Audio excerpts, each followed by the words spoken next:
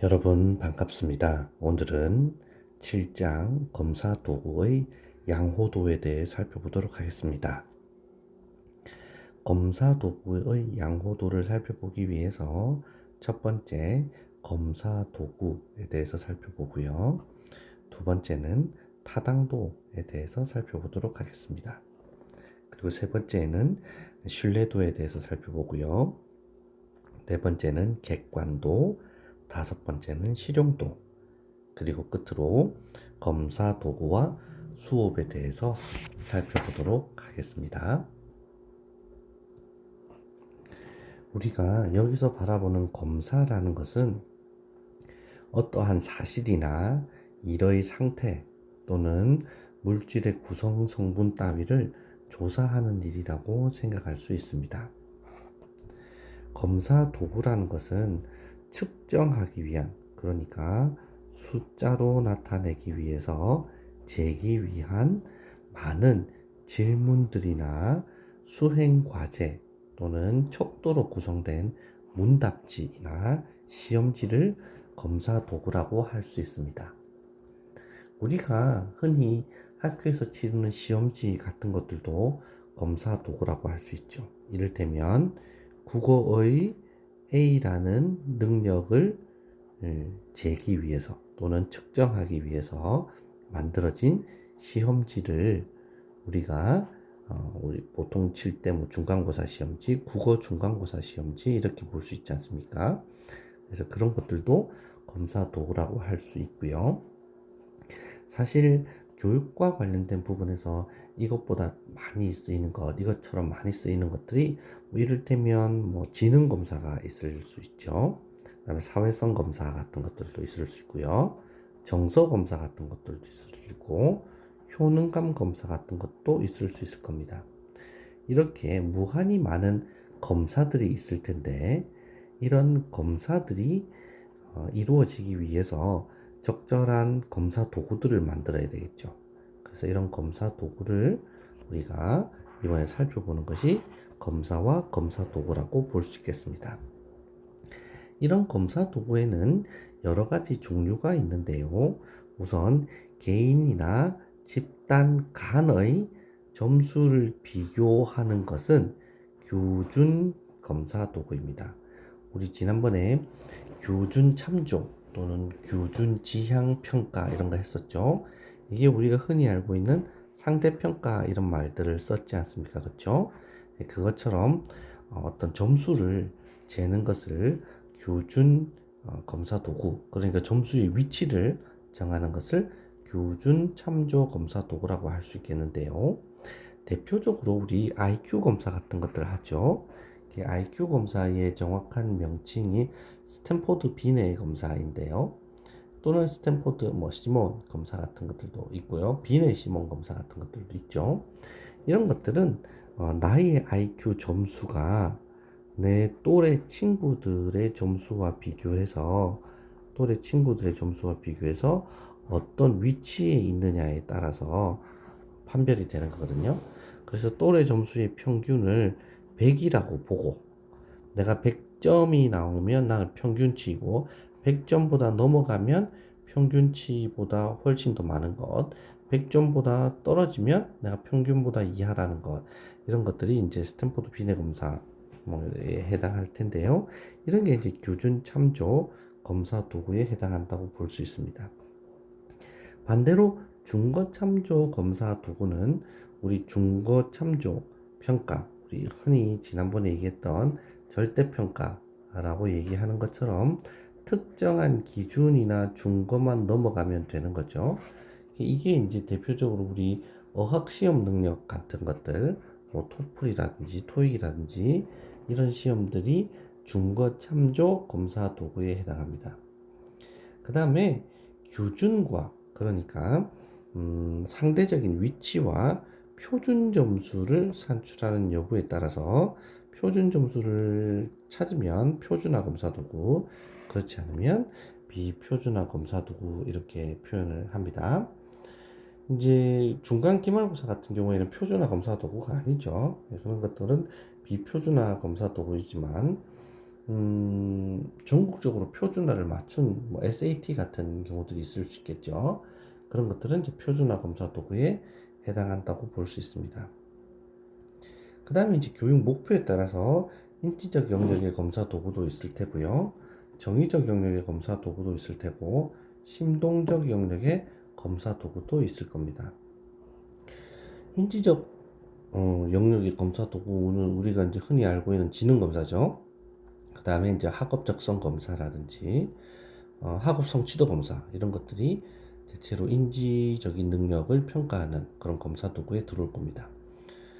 이와는 달리 성격 검사라든지 적성 검사, 뭐 만족도 검사, 뭐 애착 검사 이런 것들이 정의적 영역의 검사 도구에 해당할 테고요. 그 다음에 뭐 체조라든지 뭐 뜀틀, 피겨스케이팅, 수영 뭐 이런 검사 같은 것들도 평가를 하겠죠. 그런 것들은 이제 심동적 영역의 검사 도구라고 볼 수 있겠습니다. 그러면 이제 이런 검사가 여러 가지가 있었죠, 그렇죠? 검사가 있고 이런 검사 도구를 이렇게 만들면 검사 도구를 예를 들어 홍광표가 검사 도구를 만들었다고 칩시다.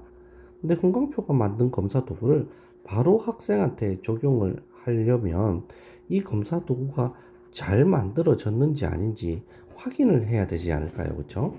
그러니까 이 검사 도구가 잘 만들어졌느냐, 잘 만들어졌느냐, 또는 좋냐, 나쁘냐, 좋으냐, 그렇지 않냐, 이런 것들을 우리가 좀 유식한 말로 양호하냐, 상태가 양호하냐, 이렇게 부를 수 있겠죠.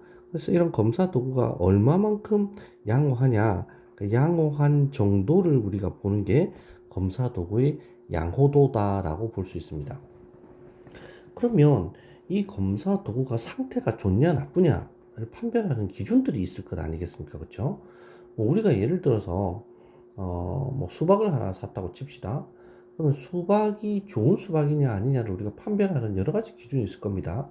뭐 예를 들면 꼬다리가 싱싱하냐, 뭐 줄무늬 색깔이 선명하냐, 아니면 뭐 손가락으로 두드렸을 때 탱탱 소리가 나느냐, 뭐 이런 여러 가지 기준이 있겠죠. 뭐 그런 것처럼 하나의 검사 도구를 만들었을 때 이 검사 도구가 정말 좋은가 그렇지 않은가, 양호한가 아닌가 하는 정도를 판별하는 기준도 여러 가지가 있습니다. 그 첫 번째 이제 판별 기준이 타당도입니다. 두 번째 판별 기준은 이제 신뢰도이고요.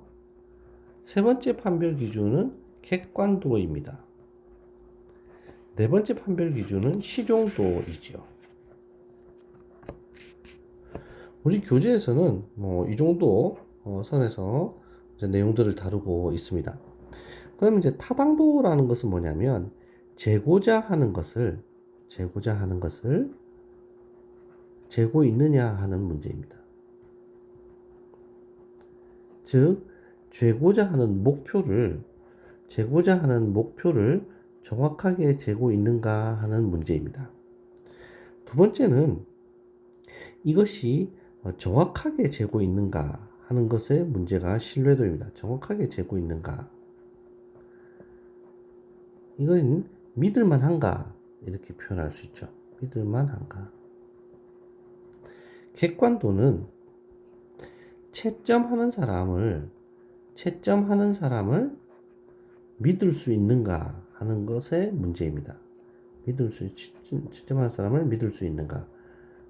그러니까 채점자의 주관이 배제가 되어 있는가, 이것을 묻는 문제입니다. 그 다음에 실용도라는 것은 말 그대로죠. 이런 검사 도구가 현장에서 쓰일만한가, 이것을 묻는 겁니다. 쓰일만한가, 이것을 묻는 거죠. 그래서 이것을 꼭 기억해 두셨으면 좋겠습니다. 검사 도구의 타당도, 신뢰도, 객관도, 실용도 등은 아직 임용고사에 등장하지 않았는데요. 아주 중요하게 등장할 가능성이 높은 그런 영역들입니다. 특히 타당도, 신뢰도, 객관도 같은 것들은 아주 전통적으로 교육평가에서 많이 다루고 있고 또 앞으로도 나올 가능성이 크기 때문에 이 부분들을 잘 기억해 두셨으면 좋겠습니다. 그러면 살짝 우리가 지우고 또 한번 들어가 볼까요? 자, 타당도는 재고자 하는 것, 원래 재려고 했던 것을 재고 있는가 하는 문제라고 말씀드렸죠. 자, 예를 들어 보겠습니다. 내가 학생의 IQ를 재고는 어떤 도구를 만들었어요. 근데 이 IQ를 재겠다고 만든 도구가 어떻게 되어 있냐면, 이 줄자로 되어 있는 거예요. 줄자로. 그래가지고 줄자의 센티미터로 이렇게 표현되어 있는 거죠. 그래서 내가 뭐를 재고 있냐면 머리 둘레를 재고 있는 겁니다. 머리 둘레를 쟀는데 이 머리 둘레를 재어가지고 내가 뭐 예를 들어서 50cm가 나왔고요. 뭐 옆 사람은 60cm가 나왔고요. 그 옆 사람은 70cm가 나왔다고 칩시다. 그러면 70cm 나온 사람이 IQ가 높다 이렇게 표현할 수 있을까요? 그렇지 않죠. 지금 내가 재고자 하는 것이 무엇이었죠? 내가 재고자 하는 건 IQ였거든요. 내가 재고자 하는 건 IQ였는데 만든 도구는 머리 둘레를 재는 줄자를 만든 겁니다. 그러니까 이게 이 줄자가 재고자 하는 IQ를 명확하게 잴 수 없겠죠. 그렇습니다. 이것은 타당도가 확보되었다고 보기 어려운 것이죠.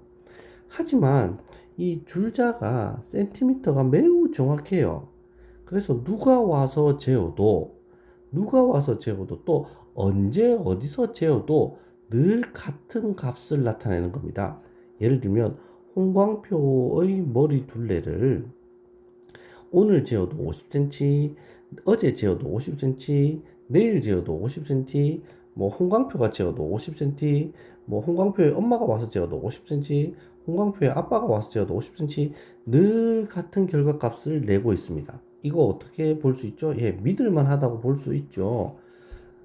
이 결과값을 믿을만 하죠. 누가 와서 언제 재어도 동일한 결과값을 내니까 믿을만 하죠. 이런 거 생각해 보세요. 체중계. 체중계에 늘 올라가도 같은 비슷한 값을 보여준다면, 그러니까 뭐 체중이 확 늘거나 확 줄지 않았을 때 말이에요. 그 체중계 믿을만 하다 이렇게 얘기하죠. 이런 경우에 우리는 신뢰도가 확보되었다라고 볼 수 있습니다. 타당도와 신뢰도의 개념이 약간 머릿속에 잡히시나요? 이 타당도에는 다시 세 가지의 타당도가 등장을 합니다. 첫 번째는 내용 타당도가 등장을 하고요. 두 번째는 준거 타당도 또는 준거 관련 타당도라는 게 등장합니다. 그리고 세 번째는 구인 타당도가 등장을 하죠. 그리고 준거 관련 타당도는 다시 예언 타당도와 공인 타당도로 나뉩니다. 자, 그러면 내용 타당도는 무엇인가? 내용 타당도는 제가 예를 들어 IQ 검사지를 또 만들었다 칩시다. IQ 검사 도구를 만들었어요. 그런데 이 IQ 검사와 관련한 많은 전문가들이 있을 거 아니에요? 이런 전문가 1번, 전문가 2번, 전문가 3번이 이렇게 딱 보고, 야, 이거 정말 괜찮네. 잘 만들어졌네. 라고 전문가들이 오케이 하고 인정해 주는 겁니다. 이것을 그래서 전문가들이 보고 한다고 해서 전문가들의 안면에서 이렇게 얼굴로 보고 한다고 해서 안면 타당도다라고 부르기도 합니다. 전문가들이 그 관련 분야의 전문가들이 보고 합당하다라고 인정하는 것, 그런 경우에 우리는 내용 타당도가 확보되었다 또는 안면 타당도가 있다 이렇게 표현할 수 있는 겁니다. 그래서 전문가의 전문적인 판단이 측정 내용의 전집이나 내용 선택이나 문항 유형이나 점수화나 이런 것에 상당히 중요한 역할을 하게 되죠. 그 다음에 이제 준거 관련 타당도란 무엇인가 하면, 준거 관련 타당도는 아까 똑같이 IQ 검사 도구를 제가 만들었다고 칩시다. IQ 검사 도구를 만들어 가지고 측정을 했어요. 그래 가지고 뭐 예를 들어서 뭐 200점 만점에 뭐 180점이라는 게 나왔어요. 이 180점이라는 점수가요, 어떤 특정한 기준하고 어떤 서로 상관을 맺고 있느냐 하는 것들을 나타내요. 자, 다시 조금 어려울 수 있으니까 다시 제가 IQ 검사 도구를 만들었어요. 그 검사 도구는 200점 만점인데요. 제가 딱 검사를 했더니 180점이 나왔어요. 근데 이 180점이라는 점수가 특정한 어떤 기준과 어떤 관계를 맺고 있느냐 하는 거예요. 보통 교육적인 장면에서 보면 이 기준을 뭐라고 부르죠? 예, 교육 목표라고 부르잖아요. 그죠? 그러니까 나의 이 점수가 도달해야 되는 목표와 어떤 관계를 맺고 있느냐, 어떤 상관을 맺고 있느냐라는 것을 보는 거기 때문에 이 중거 관련 타당도를 어떤 사람들은 목표 지향 타당도라고 부르기도 해요. 목표와 관련이 있다고 해서 목표 지향 타당도 이렇게 부르기도 해요. 그 다음에 어떤 사람들은 이게 경험적 타당도 이렇게 부르기도 해요. 왜냐하면 나의 검사 결과 특정한 점수가 이런 경험적인 것과 연결이 되기 때문에 경험적 타당도다라고 부르기도 해요. 자, 그러면 여러분 한번 생각해 봅시다. 잠시만요. 이거 조금 지우고요.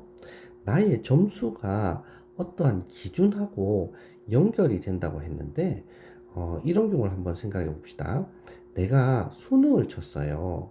수능을 쳤는데, 수능이 400점 만점에 내가 얼마나 받았다고 할까요? 한 380점 정도 받았다고 할까요? 기왕 우리가 얘기하는 거 예시로 들은 거 높은 점수 한번 얘기해 봅시다. 내가 수능에 400점 만점에 380점을 받았는데, 이게 무엇과 연결이 돼야 되겠죠?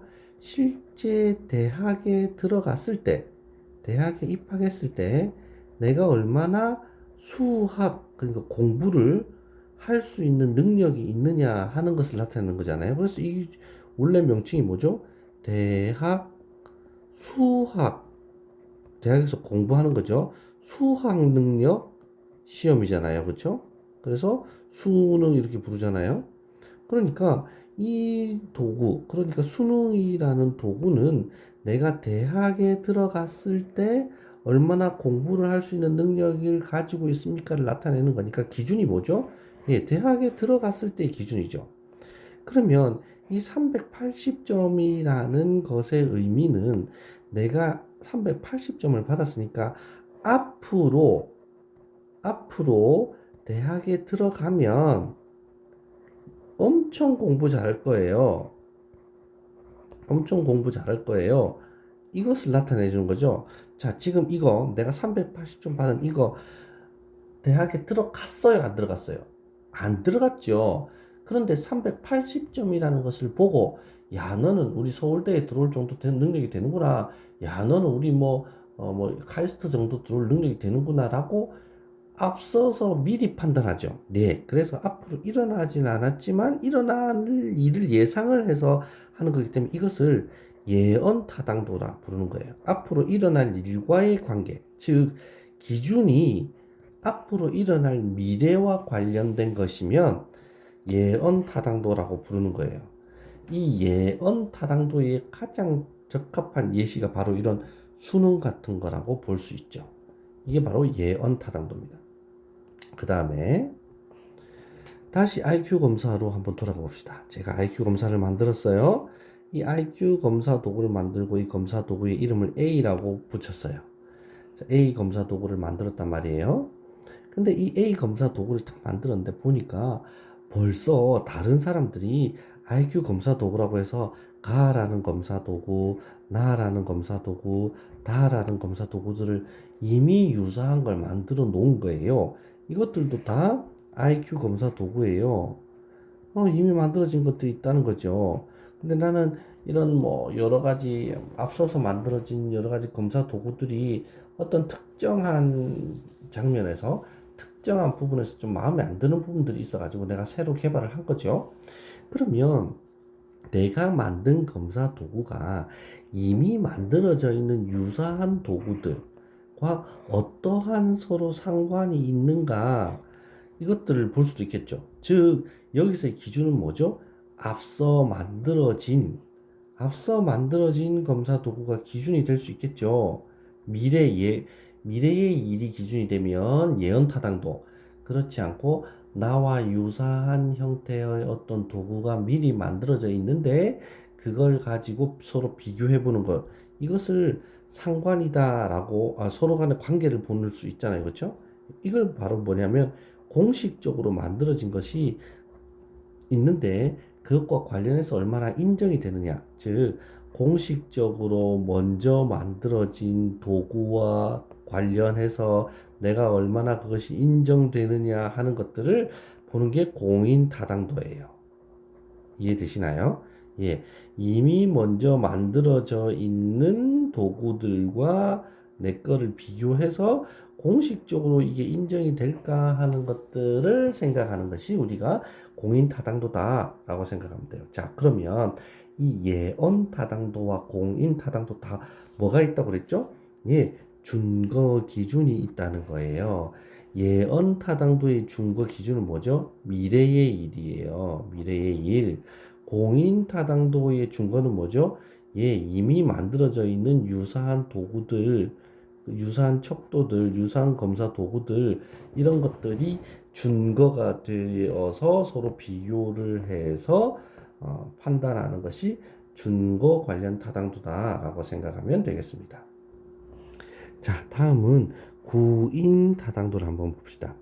구인 타당도라는 것은요, 어떠한 것을 구성하고 있는 인자, 그러니까 이때 인자라는 것은 뭐죠? 구성 요소라고 볼 수 있겠죠? 무엇을 구성하고 있는 이 인자들, 하나하나의 요소들이 정말 그것을 측정하는 것과 동일하게 타당한가 하는 것을 보는 게 구인 타당도예요. 예를 한번 들어볼게요. 잠시만요. 네, 이거 좀 지우자. 예를 들어보죠. 제가 아까 말한 것처럼 IQ 검사 도구를 만들었다고 칩시다. 근데 제가 생각할 때 IQ 검사란 또는 IQ란 예를 들어서 상대의 언어를 잘 이해하고 공간을 잘 분석하며 맥락을 설명할 수 있는 능력이라고 제가 조작적으로 정의를 내렸어요. 조작적 정의를 내렸어요. 그러면 여기에 포함되어 있는 거 한번 봅시다. 여기에 포함되어 있는 거. 언어를 이해하고 공간을 분석하고 맥락을 설명할 수 있는 능력이라 했잖아요. 그럼 여기에 어떤 구성인자들이 포함이 될까요? 언어가 포함이 되겠죠. 그 다음에 이해력이 포함이 되겠죠. 그 다음에 공간 지각력이 포함이 되겠죠. 그 다음에 어떤 것들이 분석력 같은 것들이 포함이 되겠죠. 그 다음에 맥락성도 포함이 되겠죠. 그 다음에 표현, 설명 같은 것도 표현이 되겠죠. 그렇죠? 그러니까 제가 조작적 정의를 내린 IQ 검사 도구의 구성인자들은 이렇게 언어, 이해, 공간 지각력, 분석력, 맥락성, 표현성으로 구성되어 있어요. 그렇죠? 이렇게 구성되어 있는 것들, 요 각각이 다 내가 측정을 하기 위해서 한 100문제 정도의 문제를 만들었어요. 그래가지고 쭉 아이들이 풀게끔 만든단 말이에요.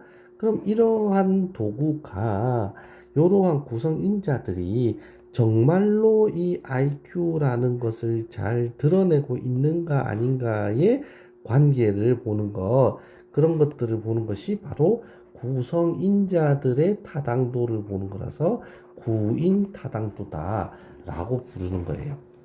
자, 그러면 여기까지 타당도에 대한 이야기를 했는데, 타당도에서 우리 총 4개 배웠어요.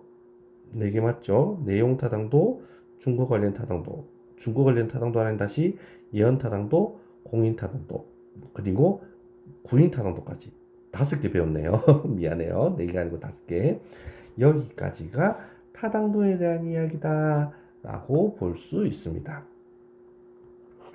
그리고 이제 우리 교재를 보시면 뭐 204쪽에 타당도의 적용 이렇게 해서 상관계수 추정에 의한 타당도 평가 이런 것들이 나타나는데요.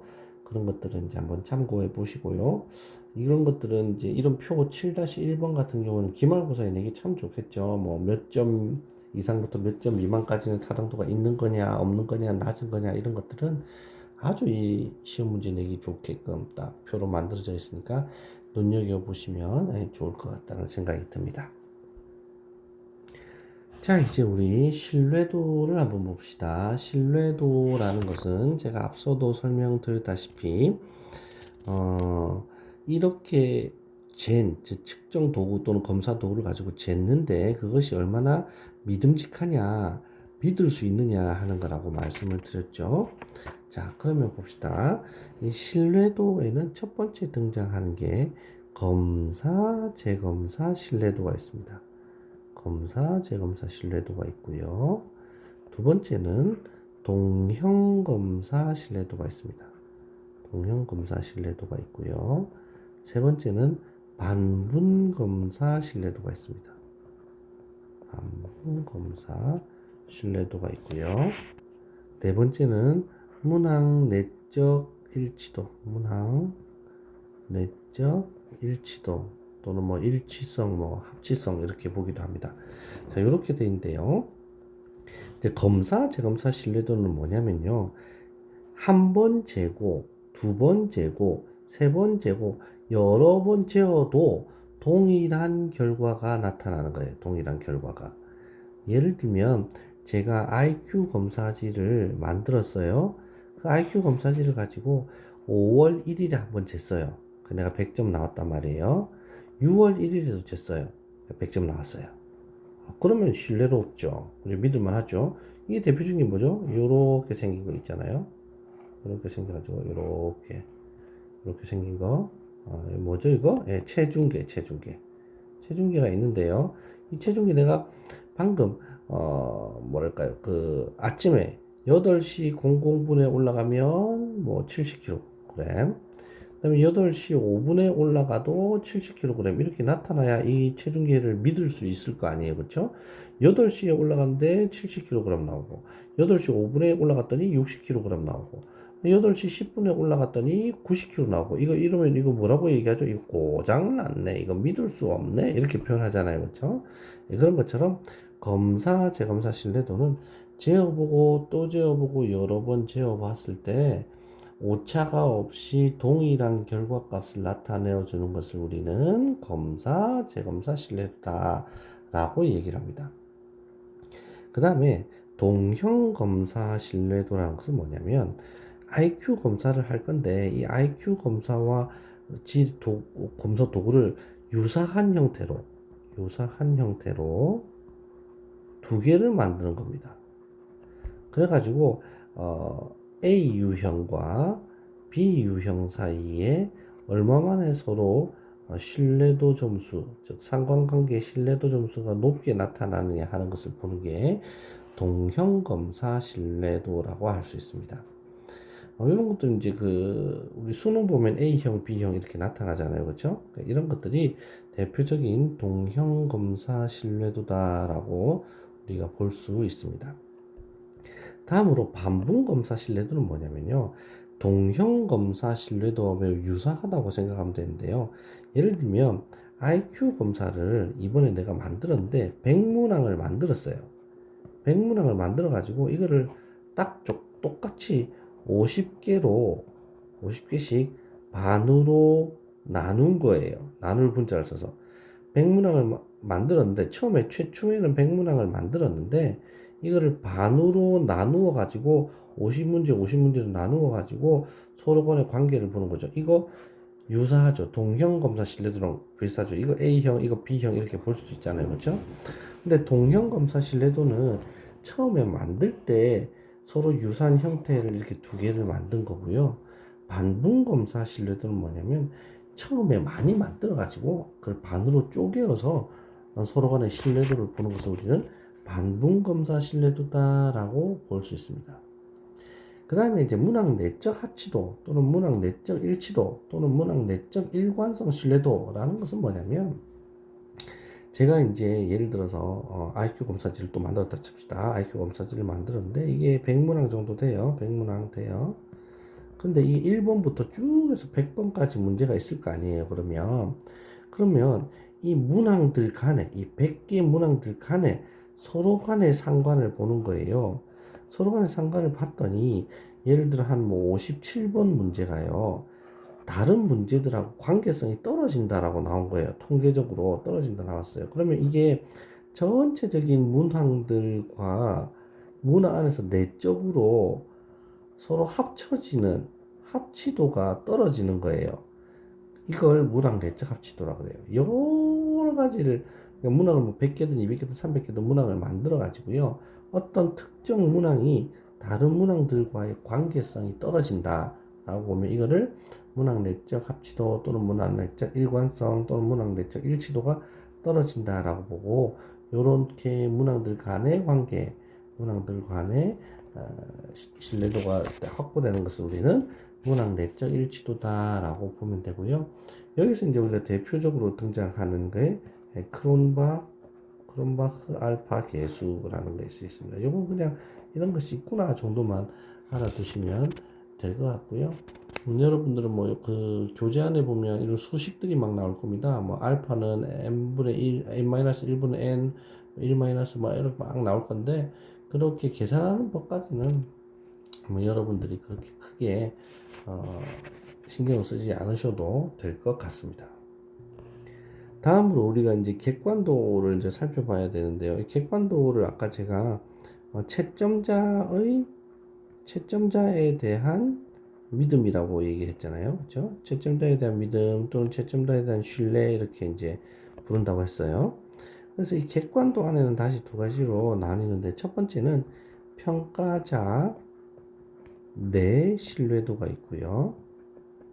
두 번째는 평가자 간 신뢰도가 있습니다. 평가자 내 신뢰도란 뭐냐면, 1번 제가 이제 예를 들어서 어떤 학생에 대한 수행평가를 봤다고 칩시다. 또는 수행평가도 있을 수 있고요. 또는 어떤 학생이 뭐 소술형 평가를 쳤다고 해봅시다. 그럼 학생이 이렇게 답안을 작성해서 냈겠죠. 특정한 답안을 작성해서 제출했을 겁니다. 그럼 이걸 보고 제가 뭐랄까요, 5월 1일에 한번 채점을 했습니다.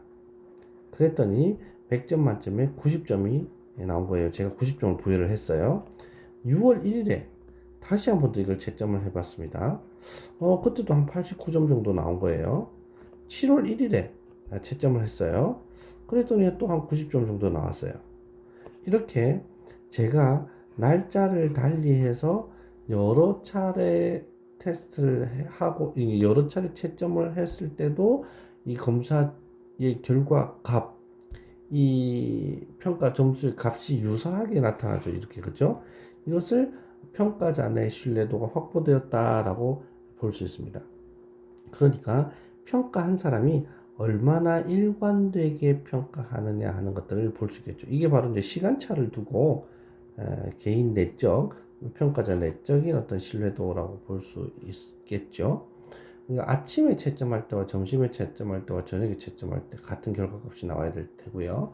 밥 먹기 전에 채점할 때와 밥 먹기 난 이후에도 동일한 결과값이 나타나야 되겠죠. 이런 게 이제 평가자 내 신뢰도다라고 표현할 수 있고요. 평가자 간 신뢰도는 뭐냐면, 수행평가나 소술형 평가를 이제 출제를 하고 채점을 했는데요. 이 채점을 혼자 하는 게 아니고 한 서너 명이서 같이 하는 겁니다.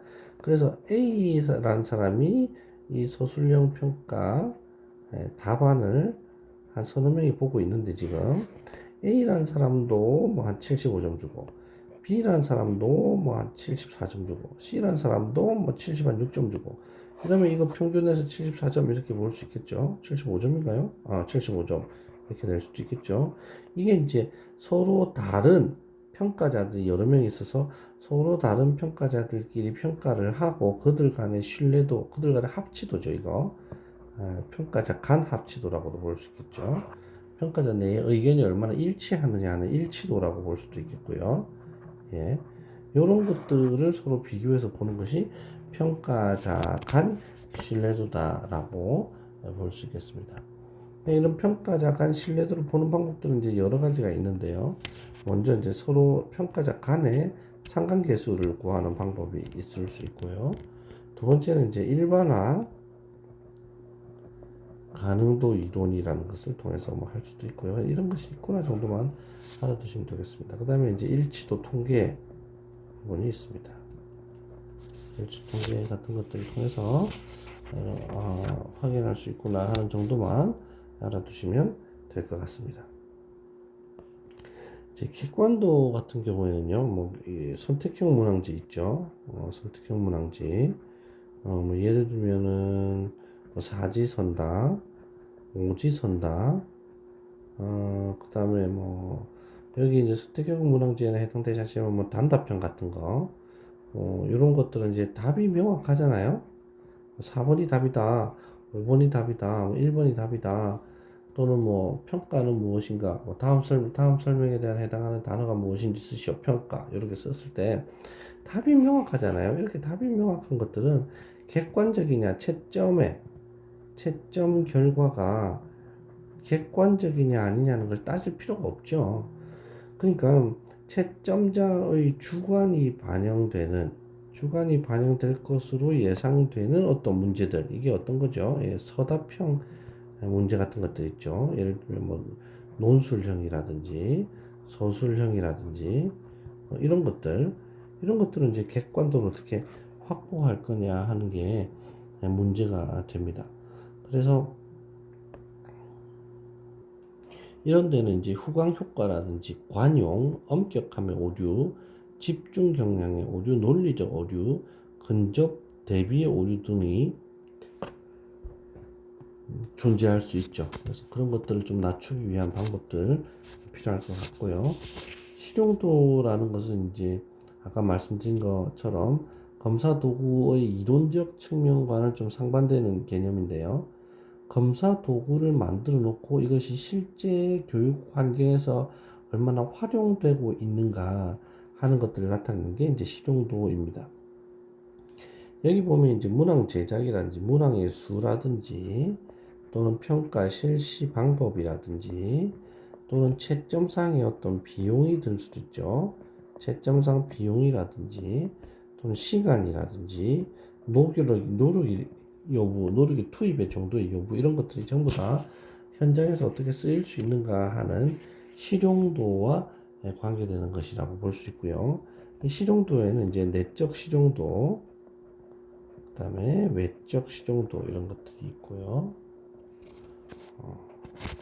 정도만 알아두시면 좋을 것 같습니다. 그 다음에 이제 검사 도구와 수업에 대한 장면은 또 우리 PT에 넘어가서 설명하면 될 것 같고요.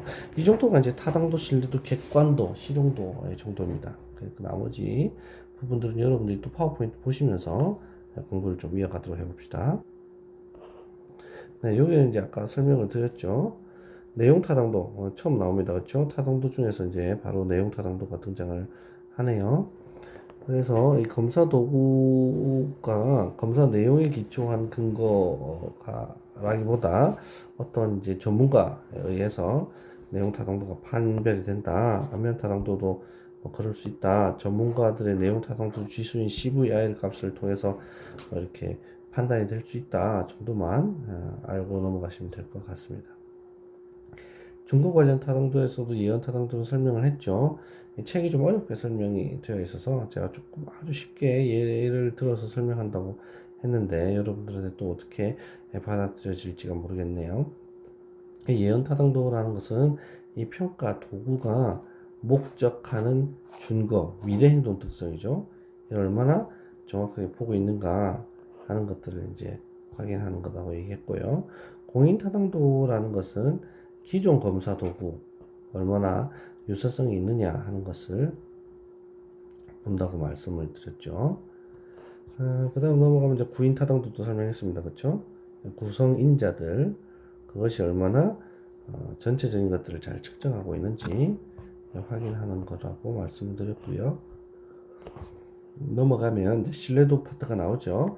검사 재검사 신뢰도는 일정 시간 간격을 두고, 그죠? 일정 시간 간격을 두고 같은 집전에 두 번 실시해서 얻은 두 검사 사이의 상관계 수를 나타내고요. 동형 검사는 같은 형태죠. 같은 형태의 검사를 만들어 가지고 거의 동시에 실시해서 두 검사 사이의 상관계 수를 살펴보는 거고요. 반분 검사라는 것은 아까 말한 것처럼 검사를 두 개의 하위 검사로 반분한 거죠. 그랬을 때 이제 두 개가 어떤 관계를 맺고 있느냐 하는 것을 이제 살펴보는 게 반분 검사 신뢰도. 문항 내적 일치도, 문항 내적 일관성 같은 경우에는 전체 문항과 특정 문항 사이의 관계를 보는 거다라고 말씀을 드렸습니다. 신뢰도 증가에 영향을 주는 요인들을 우리가 한번 천천히 PT를 멈춰 놓으시고 한번 눈으로 좀 살펴봐 주시면 좋겠다는 생각이 들고요. 타당도와 신뢰도 관계도에 좀 넘어가 될 것 같고, 객관도는 설명을 했습니다. 평가자의 신뢰도, 평가자 간 신뢰도가 있고요. 실용도는 이제 얼마만큼 현장에서 쓰이는가 하는 게 실용도인데, 내적 실용도 같은 경우에는 검사에 사용되는 시간과 도구의 사용 범위가 판단 기준으로 이제 활용되는 거라고 볼 수 있죠. 외적 실용도는 이제 CVR 값을 활용해서 외적 실용도를 판단한다 정도만 여러분들이 알아두시면 좋을 것 같습니다. 여기까지 주요 내용을 한번 알아보았고요. 문항 양호도, 검사 도구의 양호도 가지고 여러분들이 타당도, 신뢰도, 객관도, 실용도 등을 잘 한번 살펴보시면 또 정리해 놓으시면 좋겠습니다. 이상입니다. 수고하셨습니다.